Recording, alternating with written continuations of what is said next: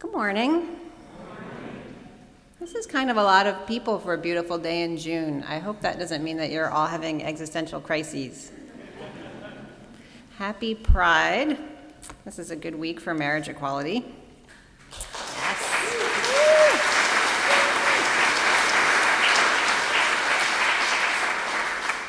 We have a lot of work to do in Missouri, but, at least the rest of the country is getting their act in order. But this morning, I'm not talking about that. Every summer, I give a talk comparing ethical humanism to a related tradition. So this is going to be part of that series. And for those of you keeping score, so far I have covered Reform Judaism, Unitarian Universalism, Buddhism, secular humanism, and staying home on Sundays listening to NPR, which is actually our biggest competitor. And if any of you are interested, all of those platform addresses are available on the podcast page of our website. This morning, I'm going to look at how ethical humanism is related to existentialism. And as usual, my goal is not so much to try to give a full history of this sister philosophy, so much as to describe how a few ideas that are fundamental to existentialism are also fundamental to ethical humanism. And existentialism itself isn't really so much a clearly defined philosophy as it is an attitude toward the human experience, particularly a concern with meaningfulness and purpose. For thousands of years, traditional religions had provided people with meaning and purpose by telling stories about gods or forces that had both created people and then given them purposes, such as worshiping or being obedient or striving to get into heaven or to get a better incarnation and so forth. In the traditionally religious worldview, then, you can say that essence precedes existence. That is, the idea or blueprint of humans is thought up by some superhuman consciousness, which then designed us, presumably to fulfill a purpose for that consciousness. Kind of like how I recently decided that I needed a place to store all my gardening stuff, so I thought up a shed and I built it. And if it were somehow to achieve self-consciousness, presumably it would not be depressed to notice that it is a box full of junk, but it would find meaning in life by knowing that its purpose was that it was designed to hold the tools of its creator. So that is the traditional view of humanity. God's shed as a creation with a given purpose, which provides meaning for life.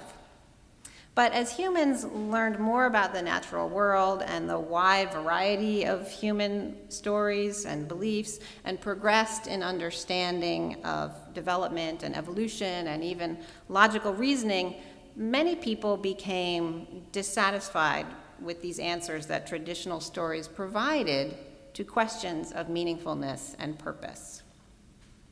And so developed, among other things, the existentialist philosophy or worldview or life stance, or whatever you want to call it, which is often summarized by Sartre's phrase, existence precedes essence, which is just a fancy way of saying that the reality is, first, human beings evolved consciousness and noticed that we existed. And then we asked, why do we exist? What is our nature and purpose? And each human life then is a microcosm of that process as each of us grows from an infant into a self-conscious person. My favorite description of this is Elizabeth Bishop's poem, In the Waiting Room. Do any of you know this poem? She's an amazing poet. I recommend her very highly. In Elizabeth Bishop's poem, she describes being 6 years old, waiting for her aunt in a crowded dentist's office. It's a long poem. I'm just going to read a very short part of it because suddenly, out of the blue, for the first time in her life, she consciously hears her inner voice, and it says, "You are an I. You are an Elizabeth. You are one of them. Why should you be one too?" I scarcely dared to look to see what it was I was. I knew that nothing stranger had ever happened, that nothing stranger could ever happen. Why should I be my aunt, or me, or anyone? How, I didn't know any word for it, how unlikely. How had I come to be here like them? So in the existentialist view, there are no given answers for Elizabeth or any of us who notice that we exist and say, why? There is no meaning or purpose to discover because we weren't designed by a creator. We evolved through random mutations, some of which persisted because they helped us survive as a species. Another way this has been put is that humans don't have a nature, but only a history. And even if that weren't the case, even if we were actually designed by God for a purpose, there's no way for us to know for sure what God or purpose. As we were talking about this morning in the forum, there are numerous scriptures and stories and prophets and revelations, and no way to know which, if any, is the true one. Now, unlike Elizabeth Bishop, I don't remember my first existential crisis, but I asked Bill to play that second song, She Has Work, today, because that song gave me an existential crisis. Thank you a lot for that. As he mentioned, and for those of you who don't know, Bill is my partner. He wrote that song when we were in our early 20s, newly graduated from college and living in Seattle, because that's what you did back then. An underemployed musician and poet.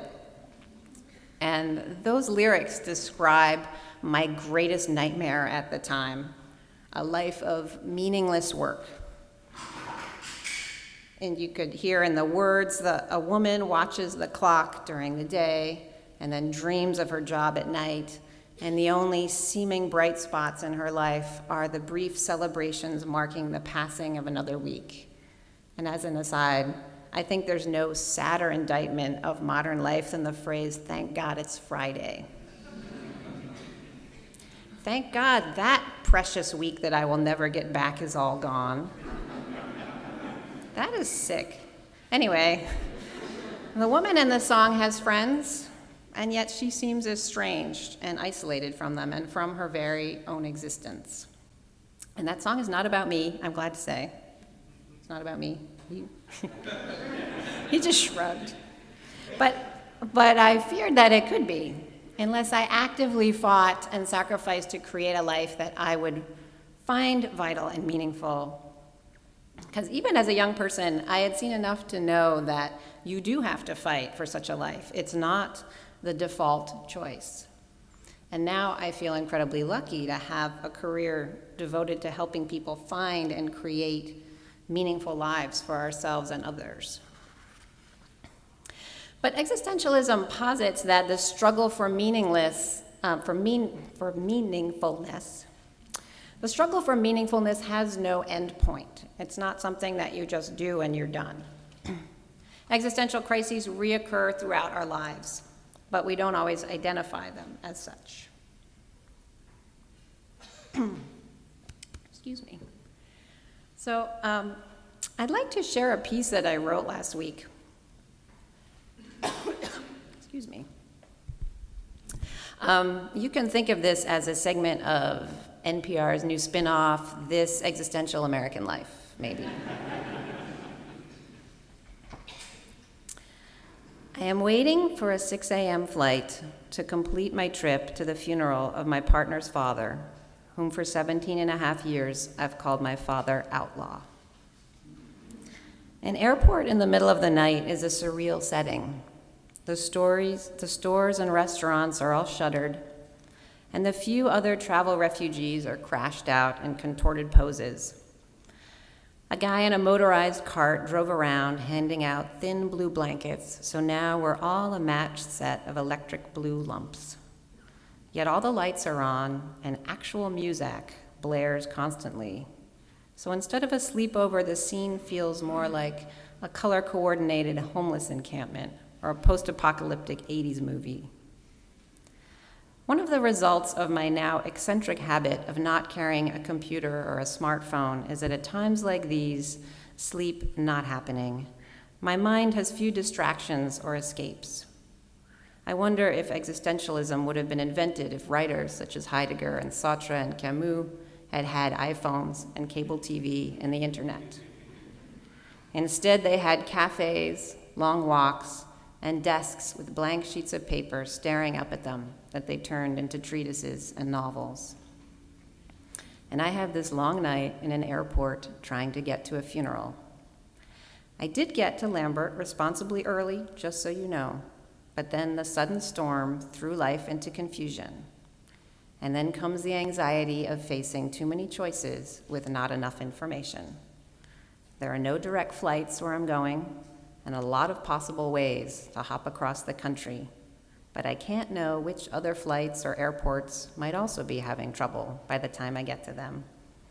And all the time in my mind, I see my grieving partner waiting for me on the other end of this invisible maze across the sky. I feel a need for meaning tonight, but part of the existentialist outlook is that there is no given meaning in life. No God or karma or fate or the universe sending messages. There's just experience. Pardon my language as I'm sleep deprived, but shit happens. And then we choose what to make of it, figuratively and literally what to make of it. We choose whether we want to or not, whether we admit to ourselves or not that we are choosing.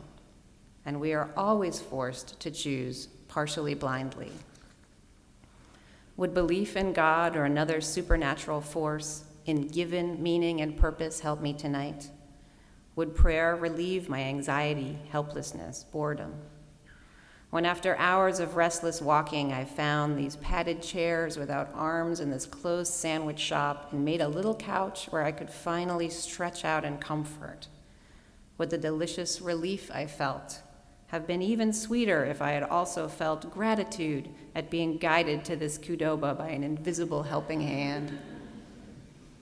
I don't know. As William James wrote in The Will to Believe, for each person there are some choices that are impossible to make honestly. Heidegger and Sartre both said in different ways that meaningfulness comes from our relationships with others, through our care for them, and the understanding of life that we come to together. Tonight, if I had a companion with me, it would change this experience radically. We would give each other comfort, conversation, a focus beyond our own anxieties, a slightly different interpretation of everything. Together, we could synthesize a profound meaningfulness. And yet, all us blue lumps have chosen to remain isolated and alone. The human condition is difficult to escape. But still, what purpose I do feel being here is all due to my relationships. My love for Bill and desire to be there to support him makes discomfort trivial. And my writing this to you all in the future, imagining and trusting that you will hear these words, also makes this experience meaningful and provides a purpose and comfort. So thank you today, from the Kate of 1 week ago, for helping me through this long night. At 5 a.m., the blue lumps arise and become individual people, each with an interrupted story that now resumes. Each of us has survived another long, music-filled night of the soul in our own way, and now continue our journeys. The previous week before I wrote that, I was at the AEU assembly meetings at a hotel in Virginia, and I had lunch next to a table of women who were discussing a support group they were creating for Christians with chronic and terminal illness. And they were talking about how God is in control of everything. One young woman said that when she first got sick, she wondered why God would do this to her. But now she realized that the purpose of her illness was to inspire her to create the support group and to help others. Again, the existentialist view is that the young woman wasn't disabled so that she would become a force for hope or learn some cosmic lesson about compassion or humility. She was just a victim of bad luck, of statistics of the crapshoot of accidents and genetic mutations that is humanity's existence. Illness just happened to her. And then she chose what to do and how to think about it. She chose to make meaningfulness from her worst experience. She also chose to believe that God guided her experiences and choices. And I don't know her, but my guess is that she would find the idea that she got sick for no good reason unnerving and depressing, maybe unacceptable. Personally, I lean the opposite way. I find it more comforting to choose to believe that bad things just happen, and sometimes they happen to me and to my loved ones, than I would to choose to believe that bad things are caused by some force trying to teach me a lesson, or by an inscrutable God who just couldn't wait any longer to hang out with Billy's dad in heaven. I personally would find such a belief infuriating. But these are very personal decisions and choices. And just because bad things happen for no reason, in my view, doesn't mean that we can't choose to create meaningfulness from them, to learn from them, to become a better person, maybe to start a foundation to help other victims. Existentialism is often accused of being nihilistic, of implying that life is meaningless, but that is not the case. Rather, existentialism asserts that human life has no pre-existing given meaning or purpose. Rather, we must create meaning and purpose by choosing among all the possible meanings and purposes that we can think up. And I find this not nihilistic, but incredible and wonderful that humans can make meaning and goodness from raw tragedy. We seem to be the only creatures on Earth, and perhaps much wider, who can do this, who can choose to transcend the essential randomness of evolution in this incredible way. Ethical humanism shares the existentialist view that life is an ambiguous experience that human beings must choose the meaning of. And I would argue that our non-theism stems from our existential stance, because whether God does or does not exist is irrelevant to the ethical experience of choice. Even if God himself came down into this room in a shimmering beam of light surrounded by angels and said, "Kate, you fool, I exist,"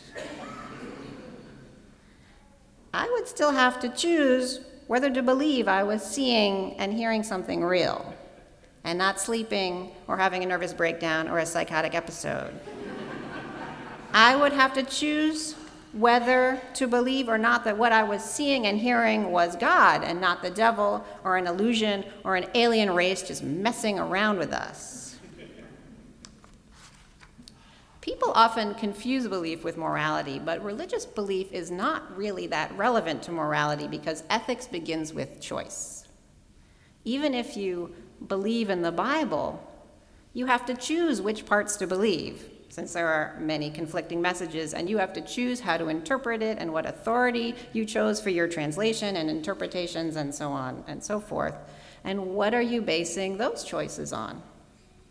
Saying you're basing them on faith doesn't actually help, because again, faith in what or in whom? In your Sunday school teacher, in a particular biblical historian, in your own experience, in Joseph Campbell?